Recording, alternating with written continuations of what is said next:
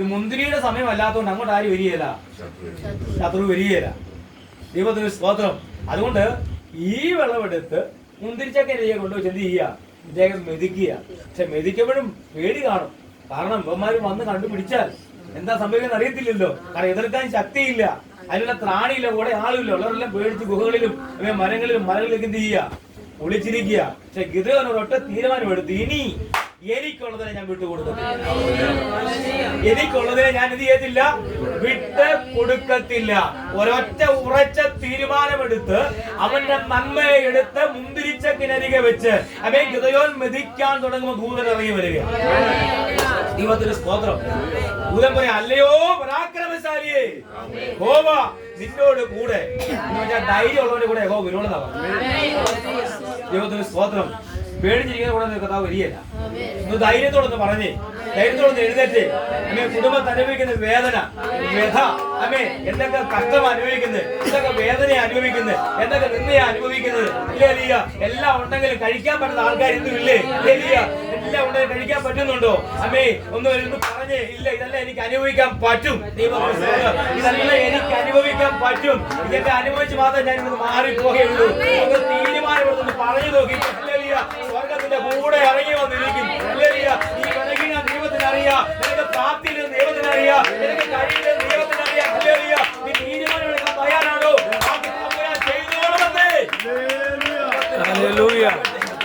തീരുമാനമെടുക്കാൻ തയ്യാറായാൽ നിന്റെ മുമ്പിൽ വന്നിരിക്കുന്ന ശത്രു എത്ര കെടികെട്ടിയതാണെങ്കിലും നീ അതിനെയല്ല ഭയപ്പെടേണ്ടത്. നീ ദൈവത്തെ ഭയപ്പെട്ടാൽ മതി. രാത്രി ആത്മാവിൽ എഴുന്നേക്കാൻ തയ്യാറായാൽ, ആത്മാവിനെ ബലപ്പെടാൻ തയ്യാറായാൽ, ദൈവം തീരുമാനമെടുക്കാൻ തയ്യാറായാൽ നഷ്ടപ്പെട്ടു പോയില്ല.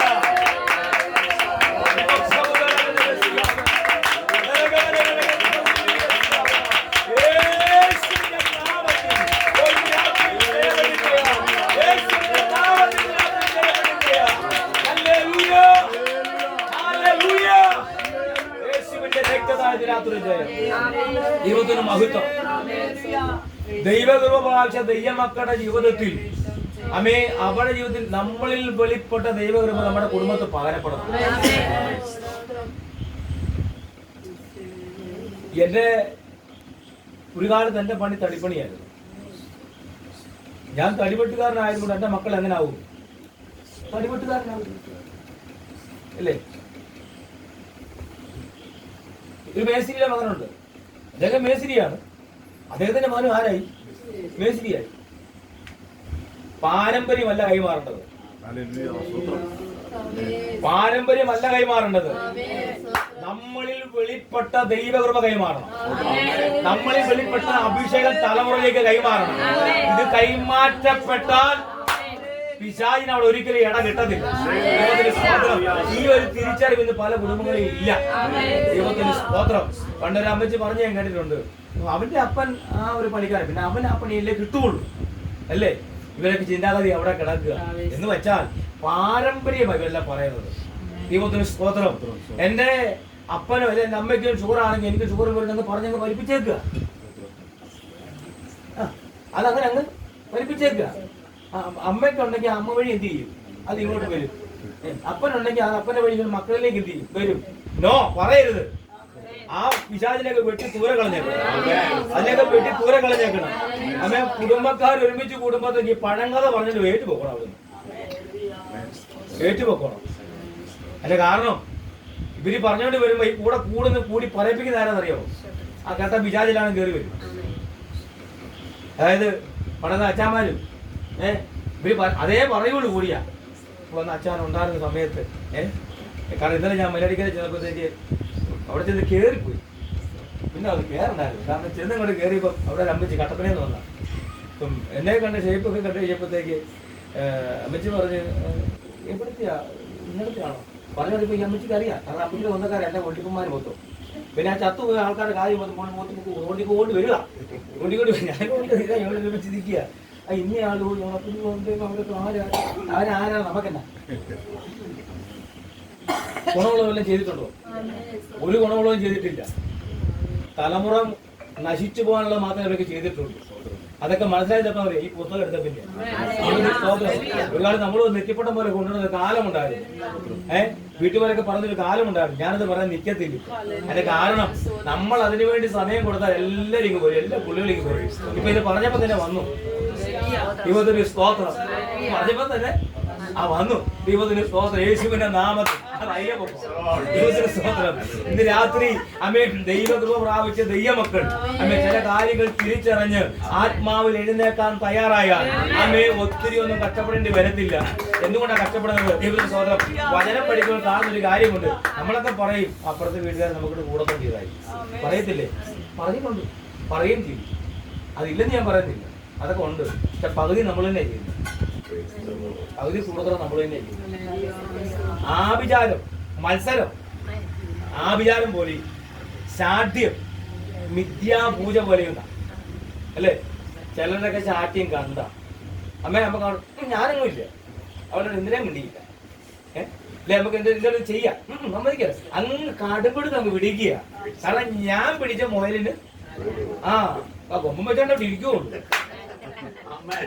കൊമ്പം വെച്ചോണ്ട് അവിടെ ഇരിക്കുള്ളൂ. ദൈവത്തിന് സ്തോത്രം. വരുന്നെല്ലാം മേടിച്ചിട്ടുണ്ടായിട്ട് വരും.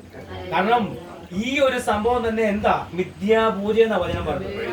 മത്സരിക്കുക, നമ്മൾ തമ്മിൽ മത്സരിക്കുക. സഭകളിലേക്ക് എന്ത് മത്സരങ്ങൾ?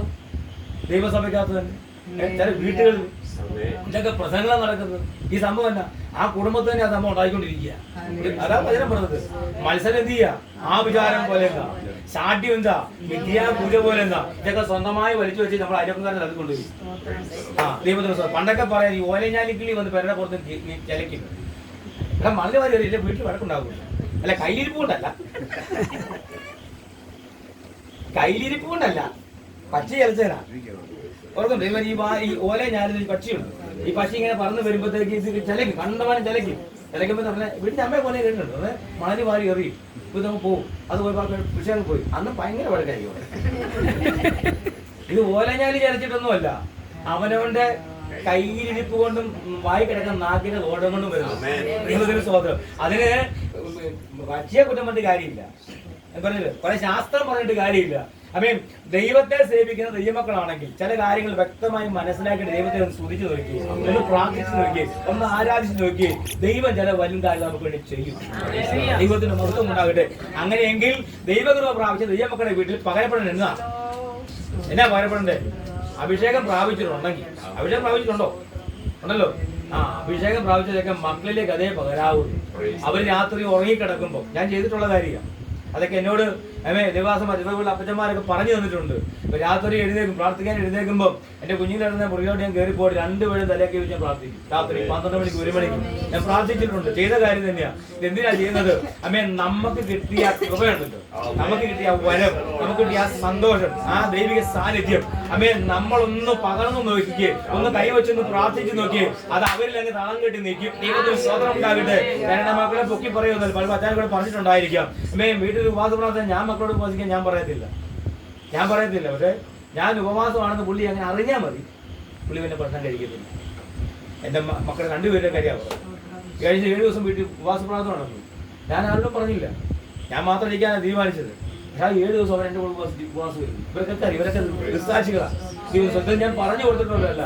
പക്ഷെ ഒരു കാര്യമുണ്ട് കേട്ടോ, ഇത് പഠിച്ച നാൾ മുതൽ, അറിഞ്ഞ നാൾ മുതൽ, വലിയ വിദ്യാഭ്യാസം ഒന്നും ഇല്ലെങ്കിലും ദൈവാത്മ കാര്യം ഉള്ളിൽ തന്നിട്ടുണ്ട്. ദൈവം ആ ഉള്ളിൽ തന്നിട്ടുള്ളതിനെ നഷ്ടപ്പെടുത്തി കളയാതെ മക്കളിലേക്ക് പറഞ്ഞു കൊടുത്തുകൊണ്ടിരിക്കുക. ഒന്നാമതായിട്ട് പ്രാർത്ഥിക്കുക മക്കൾക്ക് വേണ്ടി. ദൈവത്തിന്റെ സ്തോത്രം. നാം ആദ്യം ചെയ്യേണ്ടതുണ്ടല്ലോ, നമ്മുടെ അയൽക്കുള്ള ആരും രക്ഷിക്കപ്പെടുത്താൻ പറ്റിയില്ല, സ്വന്തം വീട്ടിൽ ആദ്യം പ്രാർത്ഥന വിടുന്നില്ല. എന്നിട്ട് അപ്പുറത്തോട്ട് പോകും. ചില കാണിക്കുന്നില്ല, വീട്ടിലെ കാര്യം മൊത്തം ഇങ്ങനെ കുഴഞ്ഞു മറിഞ്ഞ് കിടക്കുക. വീട്ടിലെ കാര്യമല്ല, കുഴഞ്ഞു മറിഞ്ഞ് കിടക്കുക. അച്ഛൻ അവിടെ പോയി വിചാരം പറയാം. എങ്ങനെ ശരിയാവും? ആദ്യം എന്നത് സ്വന്തം ഭാര്യയും പുറത്തോളം ആദ്യം പ്രവൃത്തി രക്ഷിക്കപ്പെടുത്തി എടുക്കണം, മക്കളെ പ്രവൃത്തി എടുക്കണം. ഇത്രയും ഭാഗം ക്ലിയർ ആയാൽ പുറത്തോട്ട് പോവാം. കാരണം ജീവിതത്തിൽ സാക്ഷ്യം വേണമെന്നാണ് പറഞ്ഞത്. നമുക്ക് സാക്ഷ്യമില്ലാതെ അയൽക്കുള്ള ആരോട് വർത്തമാനം പറയാൻ പറ്റുമോ?